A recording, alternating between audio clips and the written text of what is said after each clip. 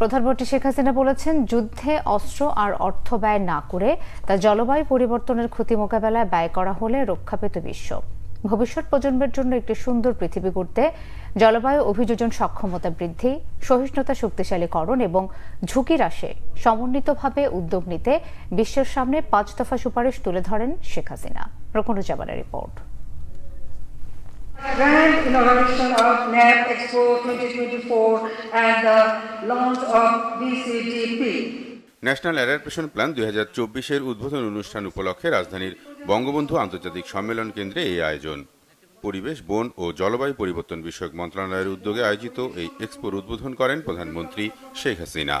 দেশি বিদেশি বিভিন্ন সংস্থার প্রতিনিধি, এনজিও প্রতিনিধি, জলবায়ু বিশেষজ্ঞ সহ প্রায় 1000 প্রতিনিধি উদ্বোধন অনুষ্ঠানে অংশ নেন। 4 দিন ব্যাপী এই আয়োজনের লক্ষ্য বিশ্বের কাছে জাতিসংঘ জলবায়ু অভিযোজনে বাংলাদেশের সক্ষমতা তুলে ধরা। জলবায়ু পরিবর্তনের অভিঘাত মোকাবেলায় বাংলাদেশ সবসময় আন্তর্জাতিক সম্প্রদায়ের সাথে কাজ করে যাচ্ছে।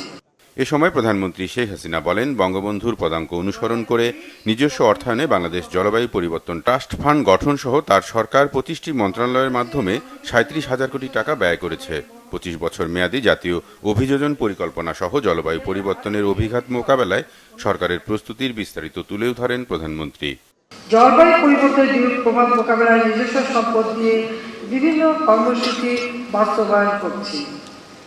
অভিযোজন কার্যক্রমে বাস্তবায়নের জন্য 2009 সালে আমরা নিজস্ব অর্থায়নে বাংলাদেশ জলবায়ু পরিবর্তন ট্রাস্ট ফান্ড প্রতিষ্ঠা করেছি।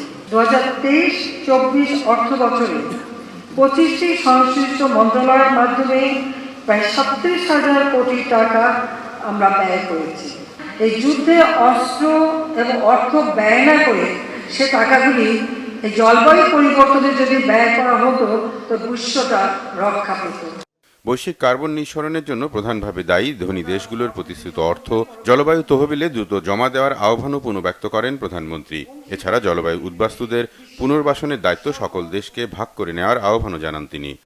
অভিযোজন ও প্রশমন কার্যক্রমের উন্নত দেশসমূহের প্রতিশ্রুত প্রতি বছর $100 বিলিয়ন প্রদানের বিষয়টি বাস্তবায়ন করার জন্য বারবার আহ্বান জানাচ্ছি।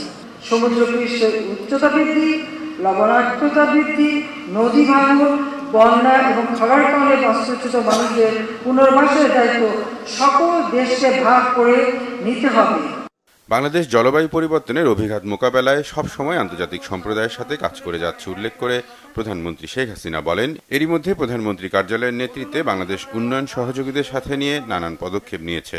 ধরিত্রী রক্ষায় সবাইকে একসঙ্গে কাজ করার আহ্বানও জানান প্রধানমন্ত্রী শেখ হাসিনা। সকলকে সঙ্গে নিয়ে আরো নিবিড়ভাবে ধরিত্রী রক্ষায় আমরা কাজ করি। রকুনুজ্জামান, বাংলা ভিশন, ঢাকা।